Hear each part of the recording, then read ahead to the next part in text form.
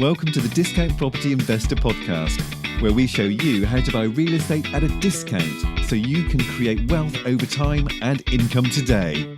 Our mission is to share what we have learned from the experience of others and help you make more money investing like a pro. We want to teach you how to create wealth by investing in real estate, the Discount Property Investor way. Thanks for tuning in. All right, guys, welcome back. Discount Property Investor Podcast. This is your host, David Dodge, with co-host Mike Slane. Hey guys, today we're going to be talking about marketing your properties to buyers. Mike, this is a very important part of the business, isn't it? Absolutely, man. If you can't sell your deals, you're not making any deals. You're not basically getting paid. Right. So if you're a first-time listener, I want to just say thank you so much for joining us, and go out and check out our free wholesale course at freewholesalecourse.com. There you're going to be able to kind of get get quick started into what is wholesaling, as well as kind of catch up with us. So right now, today, we're going to be talking about marketing the properties, and one of the ways that we do that is on our website, discountpropertyinvestor.com. So if you're looking for deals in the St. Louis area, we'd encourage you to go and check that out as well. So Yeah, absolutely. Subscribe to our emails, guys, if you're looking to buy some deals in St. Louis. We have tons of them. Mm-hmm. All right, so let's go ahead and get started then. Let's talk about marketing properties, Dave. We kind of use a pretty formulaic method. I mean, we typically, we've done this enough times now that we do the same thing for each property. Isn't that pretty fair to say, I think? Absolutely, it is. Yeah. Absolutely. You know, we have a checklist that we use, and there's really no reason to deviate. Sure. Because it works. Yeah. You So let's know? just go ahead and kind of talk about what we do. The first thing is obviously you have to have the property under contract. So once you've got your property under contract, the first thing you're going to want to do is secure the property. And what I mean by that is, obviously putting under contract, but then also get a lockbox on it and make sure that the other doors are locked and all that stuff. I'm sure the homeowner is probably going to have it locked up as well. So the key there is getting that lockbox. You need to be able to get a lockbox on it so you can easily show the property to your sellers.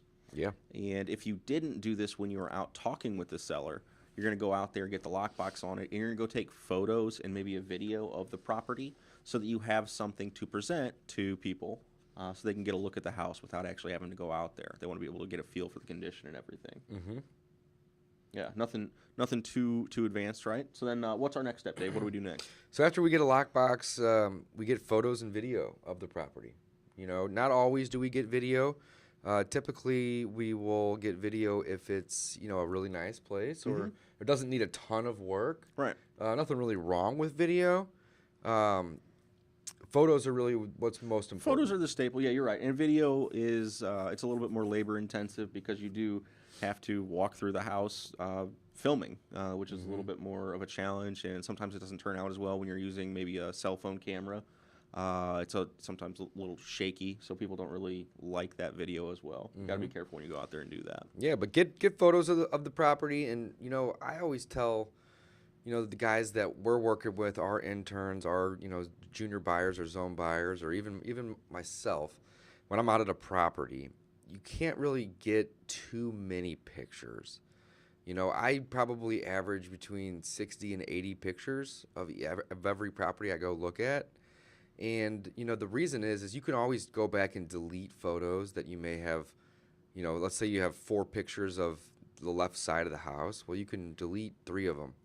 But once you get back to the office, if you only have 10 photos, sometimes that's not enough to sell that property. So I recommend taking as many pictures as you can or are willing to. And then, once you get back in the office and you're editing those photos, you can kind of take out the ones that aren't necessary. Yeah, and you do a pretty good job at taking the photos. I'll be honest, I've gotten a little bit more lax. I probably average maybe 30 to 50 photos, and I do sometimes think that's not enough. Like, oh man, I wish I would have got another angle of this. So don't be afraid to shoot 1, 2, 3 in the same room. Just different angles of everything, because you're going to see things differently.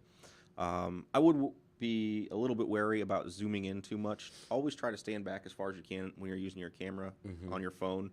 So that you can see as much of the room as you can. Exactly. If you're using your phone, absolutely. If you have a nicer, like a DSLR camera, and you have a wide-angle lens, that'll open up some doors for you too. Absolutely. But But if you're just getting started, again, camera phone.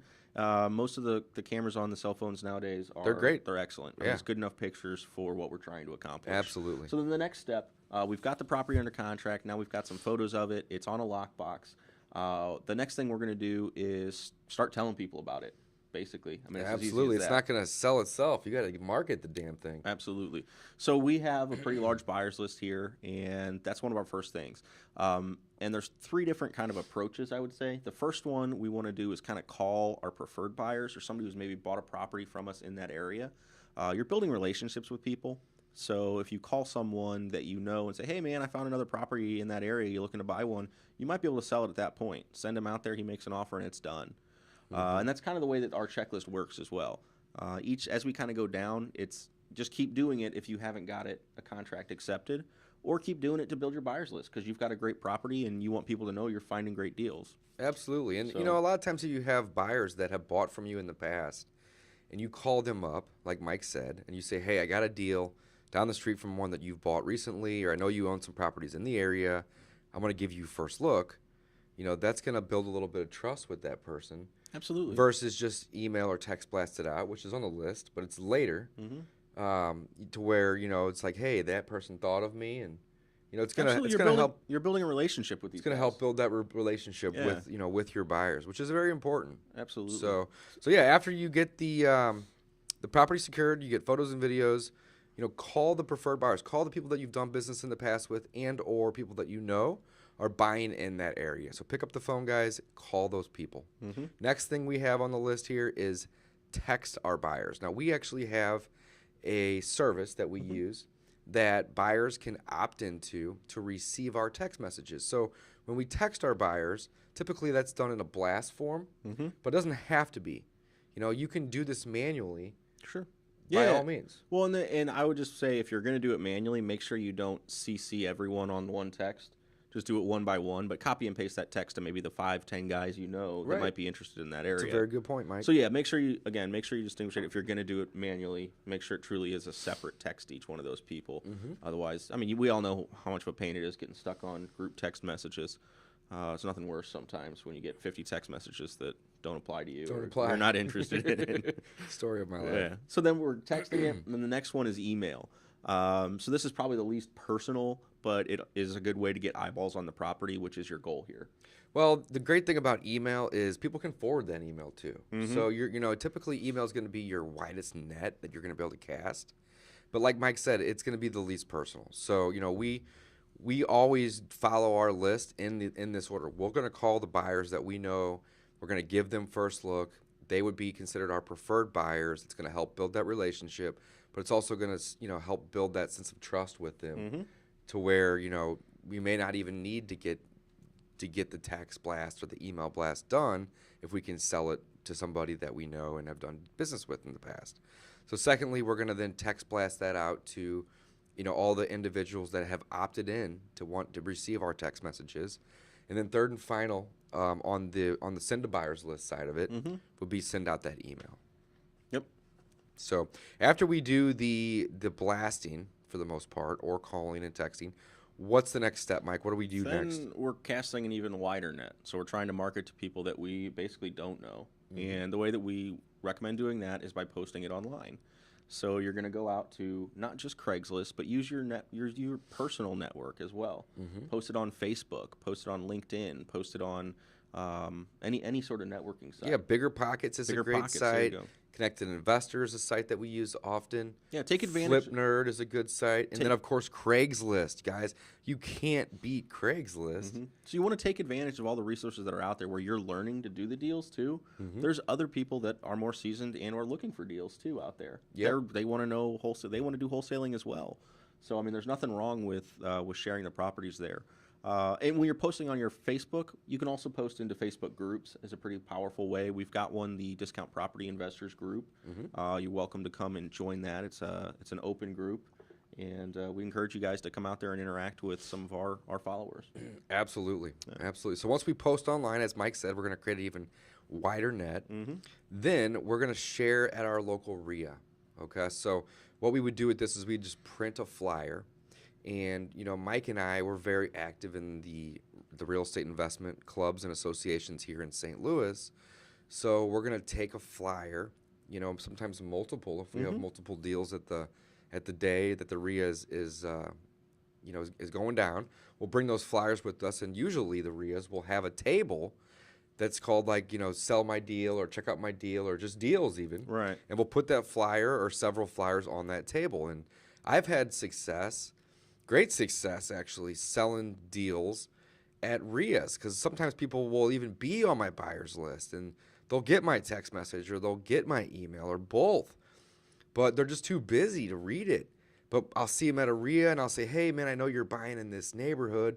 I got this deal. And by giving them an actual flyer that has pictures of the property on it and some of the numbers, like what we're asking for it, some of the repair estimate, cash on cash returns, simple numbers, it will intrigue them a little bit more to want to go out and look at it. I think it's huge because, again, people they're nice to people in person, but it's super easy to ignore some of the text and the emails that we are bombarded with all the time. Absolutely. So it's a very good point. I mean, some of our buyers, we'll run into at the meeting and mention it to them, and they end up buying it. Even though, Dave's right. They may have already seen it 2 or 3 times. Right. Or they half saw it, but they were doing something else. Right. So they're not really paying attention. They're not focusing on real estate. Whereas when they go to that RIA meeting, that's their focus. They're there to think about real estate. That's so exactly it's a great right. time to present them with the real estate that they might want to buy. Absolutely. Yeah, so do that. And, again, if you don't have one for 2 weeks, well, then, find another one. I mean, there's lots of RIAs in St. Louis for us, so we can probably find one every week at least. At least every week. Yeah, absolutely. There's tons of them. There's probably 15 or 20 in our city alone. Yeah, so and then we're getting further down on the list, so it's definitely one of these things you don't have to do all these necessarily. And we don't do them on every deal. The next one is a great example of one that we don't do a lot. If we can call the buyers and sell it right then and there, then we don't have to do anything below. But it's great to have this list, guys, because it allows for you to just keep constantly create a larger and larger net. Yeah, you're exactly, and you're building your buyers list. So my point was, as we kind of go down the list, you don't necessarily have to do all these and the direct mail. This is the next one. So we're doing a lot of direct mail in our business to find sellers. Well, we can do the same thing to find buyers, because you've got seasoned investors out there that maybe aren't attending the clubs. So they're not actively out there hunting for deals anymore, but they're going to buy something if it's a deal and it comes to them. Absolutely. So sending direct mail, what does that mean, Dave? You want to talk a little bit about? Well, we've all heard people say, "This just came across my desk." Yep. Well, what's a better way to get something to go across your desk than to mail it to them? So absolutely. So we will send direct mail occasionally for the deal, just like Mike said. So when we do this, we're going to use the MLS to find cash buyers around the property. You can also use companies like ListSource or Listability to pull a list of cash buyers in a zip code or in a county near a property that you have for sale. So you're going to pull that list, and then you can go on several different websites, third-party sites, and you can create your own little postcard or letter. Postcards really are kind of probably easier for selling properties, because you just throw a picture of the property on the card and you just send it out. It's cheaper. You can hit a wider audience that way too. Great way to do it. I mean, or if you don't want to third party it and you've only got 15 people that you want to send it to, that print a picture of it, mail it, print it out from your printer at home. No big deal. Just print it and throw it in the mail to them. And you don't have to know these people. I mean, sometimes we'll send a postcard to 2,000 people that we don't know. Yep. And it'll have a picture of ABC 123 Street or whatever, and just say, hey, here's a deal. We know you've bought something in the last 3 months or the last 6 months. It was a cash transaction in this area. Could be certain, similar zip code or similar county. And just say, hey, I got an awesome deal. It's off market. It's 30 or 40%, discounted. Call me. And just keep it simple, guys. You don't have to overcomplicate the marketing of the properties. Maybe put a couple numbers in there, but you don't want it to be so cluttered with information that it's just annoying. So yeah, I mean, Dave, you mentioned you don't have to know them. Absolutely, you don't have to know them. That's the whole point. You don't know them. Yeah. If you knew them, you'd pick up the phone and maybe call or them, text them. Absolutely. So you just my emphasis or focus on marketing properties is you have to get eyeballs on your deal, and I say that because you need enough people looking at it for one of them to agree that's a deal at that price. Super important, because I'll tell you what, the property may not be a great deal to 75% of your buyers list, but to 25% of them, it looks like a pretty good deal. And to one, they're going to buy it. You can only sell the property with one person. That brings up a really good point, Mike. I want to kind of reiterate that because, a lot of the things here, so like, for instance, sending direct mail and as well as posting online, those two, for example, that those have tons of value to certain numbers of people on the buyer's list, but not all. Okay, so let's kind of jump into that just for a second. If you have an investor in New Jersey or San Francisco or anywhere in California, New York, Texas, Florida, where their markets are much more expensive than what we experience here in the Midwest, you can't buy a property in San Francisco for $50,000 that will cash flow $400 a month. Yeah, no, they're impossible. It's like a cardboard box there. It's not going to happen. So, you may have a savvy investor here in St. Louis that can do better. So they may not like a particular deal that you have. However, by posting it online or sending a piece of mail to somebody, that may be the best deal they've seen in 6 months. Right. It's all relative to the market that you're in. Absolutely. So that's just, I want to just kind of reiterate that is, let's say you call, text, and email your buyer's list and you didn't sell your deal. It doesn't mean that it's not a deal. All that means is that your reach isn't big enough. Right. That's my point. You got to get the eyeballs on it because just because of your buyer and when you're starting out, your buyer's list probably isn't big enough. We all start with zero. Exactly. So to begin with, it's not big enough. Right. And especially if you're trying to wholesale it, you aren't the end buyer. You need somebody else to look at it, agree with you, this is a good deal, right, and start cashing checks. Absolutely. So. Well, one of the great things about all these, and we have a couple more items on our list here, guys, and we'll have this list in our show notes so you can check it out. But one of the awesome benefits, I'm losing my words here today. One of the awesome benefits of following this checklist, even if you go through this entire list, okay, and you don't sell your deal, the odds are you're going to pick up a couple buyers because people may call and or email you and say, hey, I saw this property, can you do better on it, or do you have anything like it? And if they're not already on your list, that gives you the perfect opportunity to add them. Reach out to them, build a little bit of rapport. Hey, I'm Dave. Yeah, I have some more properties like this coming up, just not today. Would you be interested in getting some emails or some text messages from me? Great.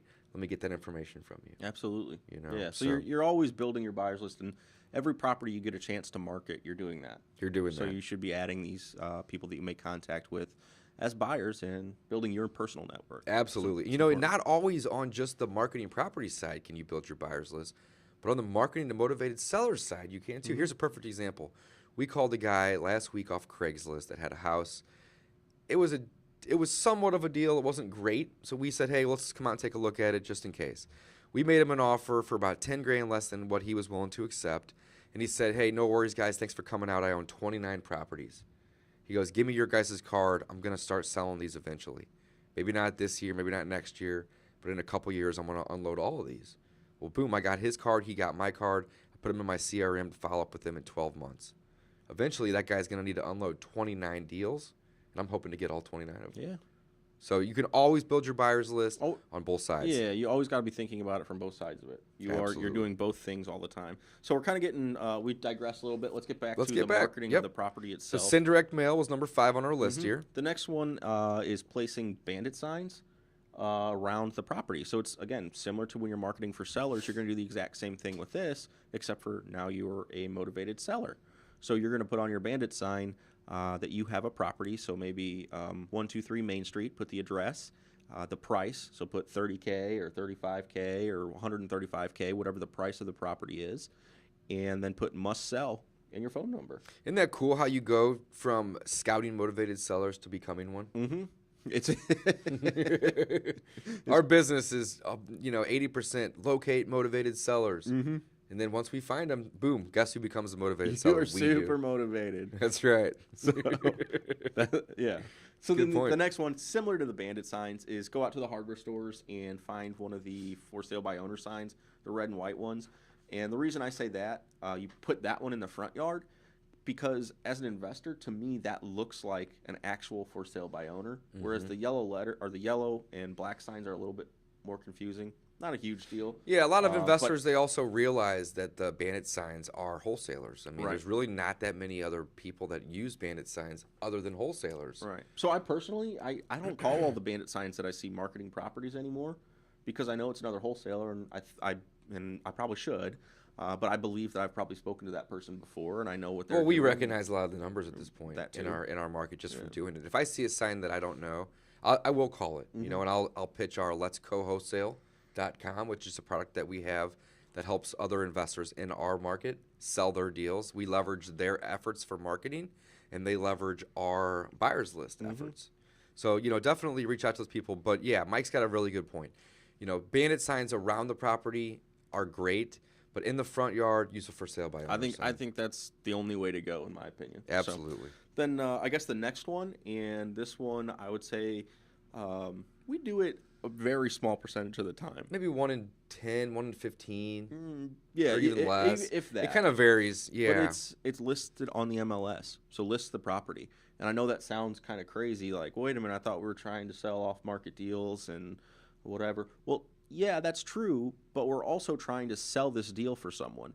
So the key here is that you have to be the owner by contract. You have to, and I think that's true of everything above, but I really want to emphasize it on this one. You have to be the owner by contract, and you have to let people know that you're owner by contract in the MLS. Yeah, don't you have to get the approval of the actual owner on title or not?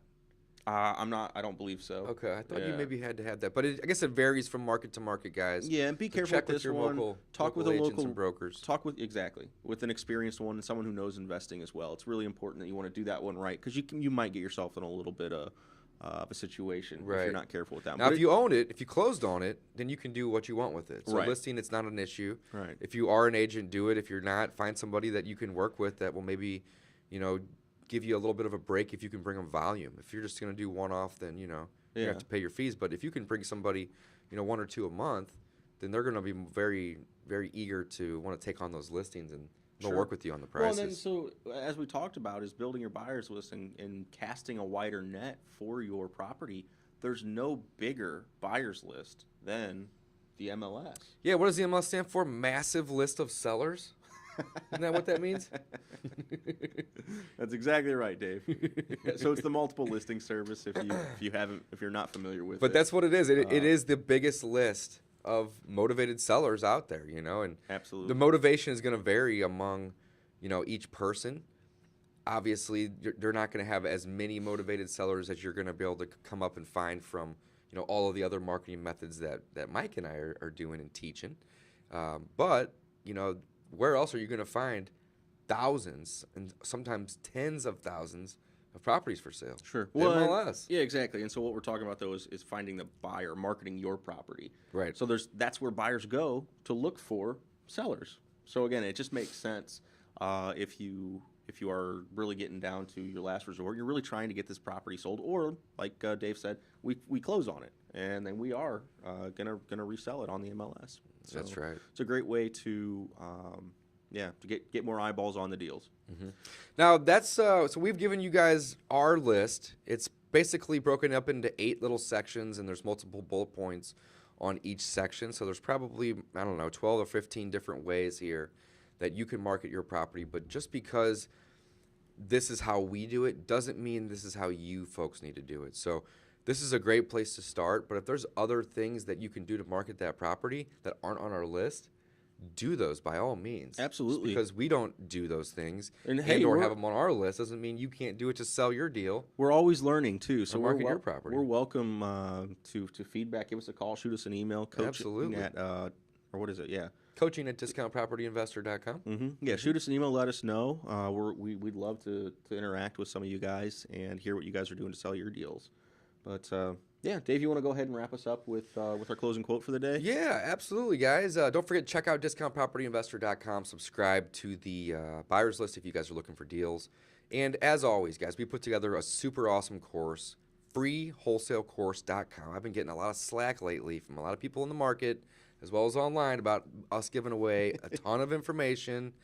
People are coming to me and saying, why are you doing this? And I'm doing it because I want to provide value to our listeners and our viewers. And there's a lot of value packed into that. There's a lot of value we packed in spent a there. ton of money putting that thing, time, money, effort, putting it together. So Absolutely. But, we want to help people, build businesses and create wealth. And the course is awesome, and some of the feedback that I'm getting is, why don't you do like 1/10 of that or 1/20th of that and then start selling courses? Well, guys, we do have courses for sale. Sure. We're not going to sit here and tell you that we don't, sell courses and also offer our coaching services for a fee. We do. But the free wholesale course is where you should start. And I don't know how long does it take to get through that thing, Mike? 4 or 5 hours minimum? It's a little while. It's It very depends. intensive, Yeah. but there's a ton of value there, guys. So check it out, freewholesalecourse.com. And I'm going to close this out with a quote here. So, for every sale you miss because you are too enthusiastic, you will miss 100 because you are not enthusiastic enough. So you have to be enthusiastic, guys. Get out there, do some marketing, check out the free course, and let's go do some deals. Thanks, guys. Thanks for listening. Thanks for listening to the Discount Property Investor Podcast.